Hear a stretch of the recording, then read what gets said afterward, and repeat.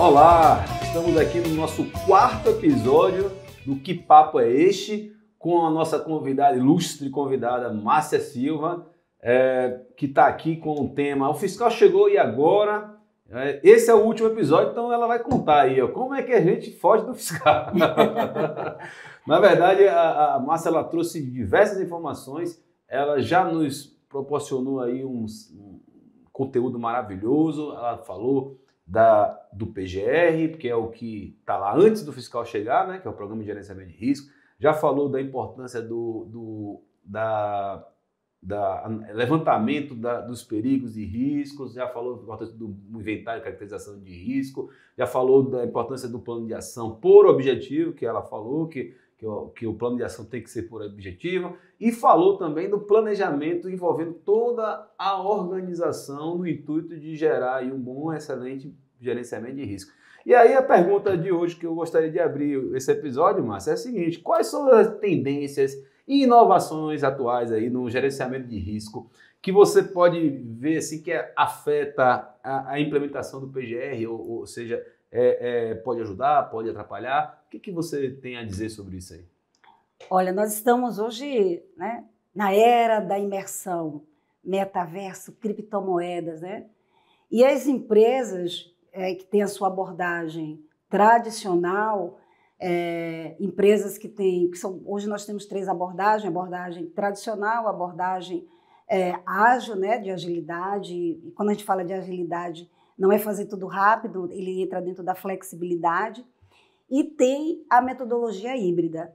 Então, eu tenho visto que algumas empresas, principalmente as empresas de médio porte, empresas de pequeno porte, quando ela tem uma abordagem tradicional, às vezes ela tem muitas dificuldades com relação à questão à inovação, né? E quando a gente fala de inovação, é trazer ferramentas da qualidade, é trazer a metodologia 5S, que eu tenho visto que tem sido desafiante. E assim, esse sistema informatizado, essa nova era que veio com toda a força, né? O metaverso, né? E a área da saúde a área da educação é uma das áreas que vão ser bastante impactada com isso.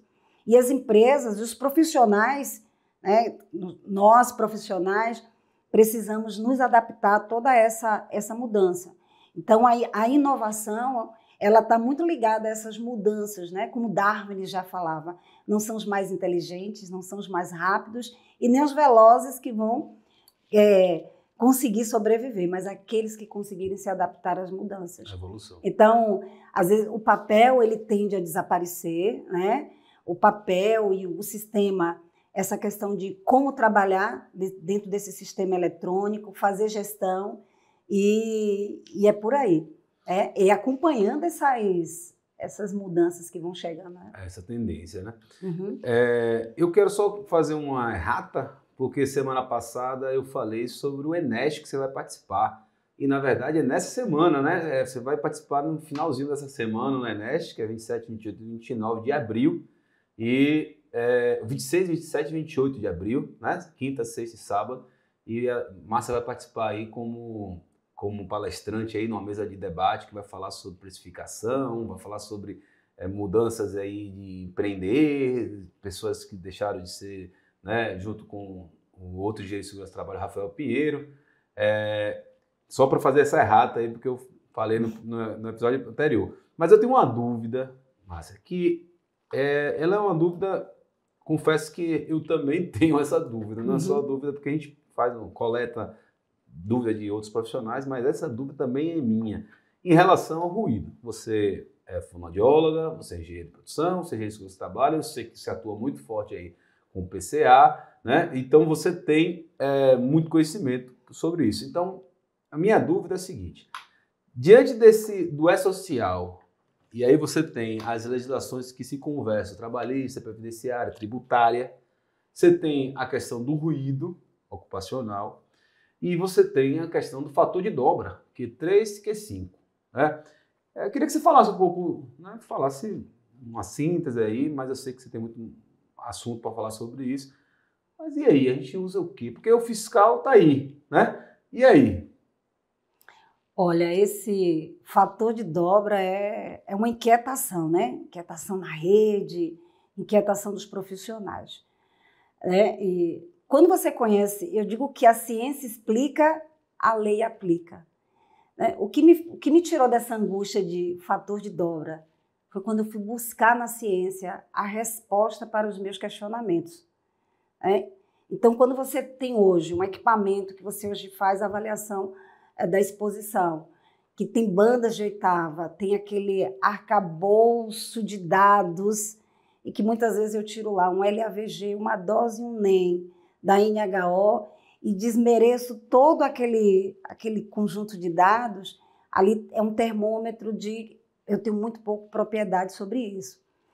Quando a gente se remete ao E-Social, o do E-Social, e aí eu vou falar um pouco dessa questão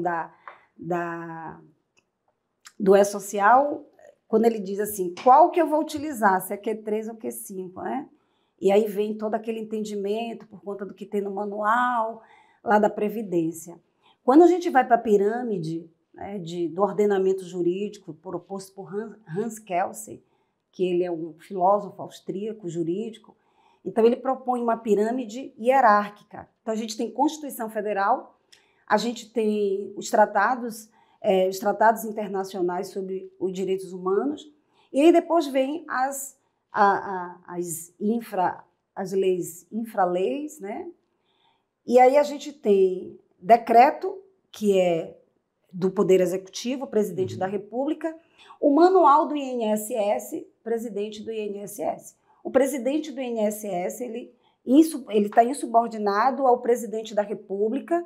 Então, se eu tenho um decreto que, em comparação com o manual, ele está superior, então, e já uma previsão em termos normativa por meio do decreto, eu não tenho como aplicar o manual.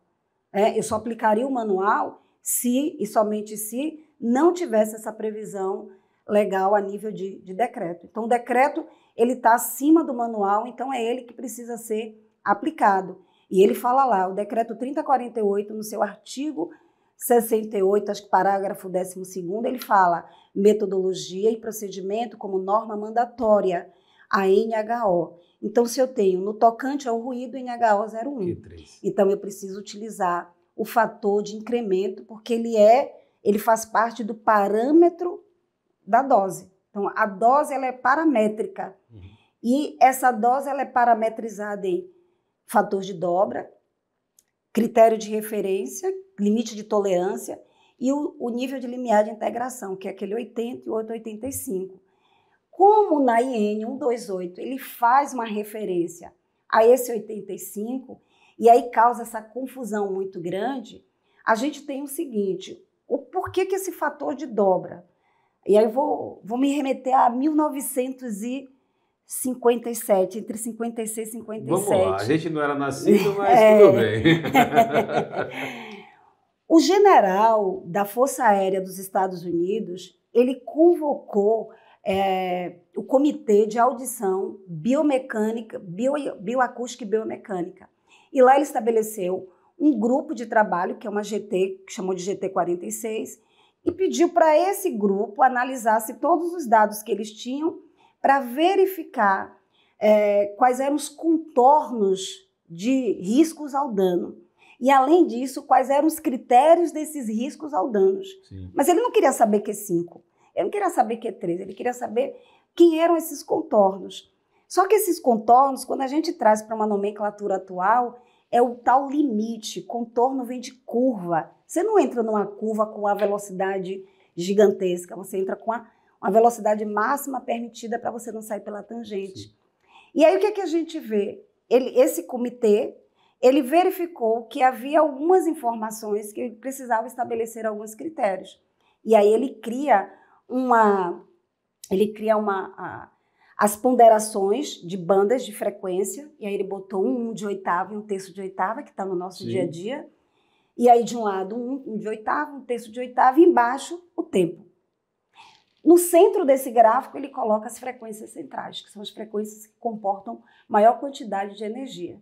E aí ele arbitrou esse tempo e verificou lá em 51 minutos. E verificou em um de oitava, bateu 89. Em um terço de oitava, bateu 84. 89 menos 84, 5.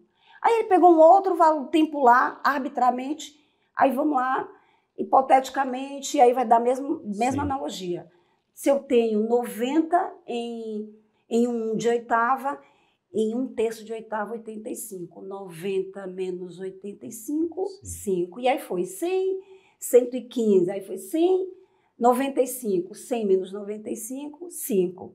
Mas até então não se falava em fator de dobra. Sim. Aí se criou 3 postulados que foram questionados, mas os estudos começaram a avançar. E aí vieram outros estudiosos e um comitê intersetorial, que esse comitê intersetorial ele fez uma conversão dessas bandas de oitavas em curvas de níveis.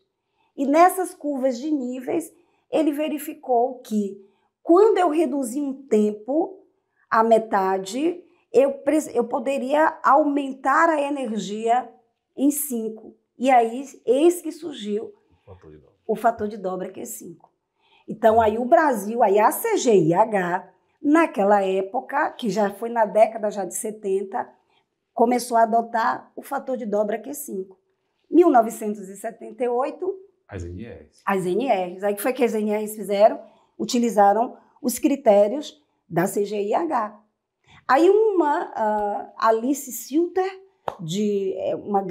ela é PhD, uma pessoa renomada, ela é de conservação auditiva, ela foi convidada para escrever a OSAS, participar da escrita da OSAS. E ela propôs de tirar de 90 dB, reduzir para 85, assim de Q5 para Q3. A primeira foi acatada, mas a segunda parte do fator de dobra, não. E aí hoje a gente tem 5 países que adotam Q5, Brasil, Colômbia, Israel e os Estados Unidos.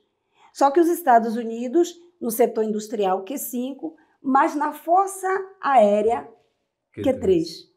Entendeu? E aí, como a CGIH, hoje a CGIH não adota mais Q5, ela adota Q3. Só que as normas regulamentadoras, né, obsoleta, anacrônica. E aí, o que a gente espera agora? Que na atualização da NR15, vamos ver quais são os desdobramentos, se ela vai acatar a questão da CGIH. Então, é uma questão assim de... A ciência explica e a lei aplica, né? Com certeza, e tem o tempo do homem, né? No Brasil, você tem que contar com esse tempo aí, nessas atualizações. A gente está realmente desejando, como se deseja nesse horário, uma pizza boa, uma coisa assim. Né? Desejando essa atualização da NR15, dos adicionais de salubridades e novos agentes, e a metodologia, as novas metodologias e tudo mais. Né? Márcia, eu só tenho a agradecer, adorei nossos encontros, né? Foram 4 episódios, acho que foi bacana demais, aprendi muito com você. Hoje, então, foi uma aula aí que eu nem interrompi para não atrapalhar mesmo, porque achei legal, era uma dúvida que eu tinha mesmo. E eu queria só que você deixasse seus contatos, tudo, já tá sendo divulgado aqui embaixo, né? Na imagem aqui. Já está seu Instagram, quem quiser entrar em contato contigo e tal. Mas eu queria que você desse aí suas últimas considerações, sua saudação aí para todos que participaram e acompanharam isso aí, e te convido para os próximos que a gente possa fazer aí juntos, tá? Eu imensamente quero agradecer essa oportunidade da gente estar podendo dialogar, né? Esse fiscal chegou e agora, né? O fiscal a gente precisa trabalhar para que a gente consiga entender que aquele trabalhador tem alguém que está esperando em casa, né? Com certeza. O pai, a mãe, o tio, enfim. Eu parto sempre desse princípio. Hoje eu digo que eu recebi um presente recentemente, que eu fui convidada para ser professora de pós-graduação de Engenharia de Segurança do Trabalho, e eu digo para os meus alunos, eu sou um presente para vocês e vocês são os meus presentes. Porque a gente vai falar de saúde, vamos falar de segurança, mas vamos falar de saúde.